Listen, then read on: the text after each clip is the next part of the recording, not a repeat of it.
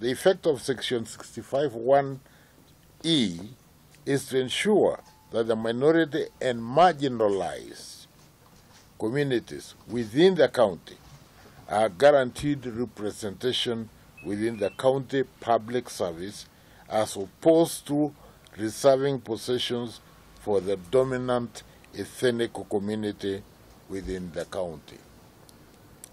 It is on this basis that we as a commission strongly condemn the motion by the Kiambu County Assembly that will set a bad precedent in the country.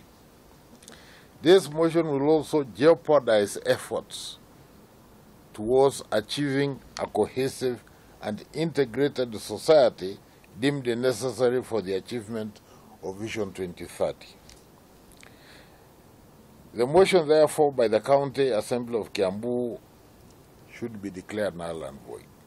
And if they don't comply, by the way, we, as I said, we are going to give them an advisory. If they don't comply, we are at liberty to go to court against them.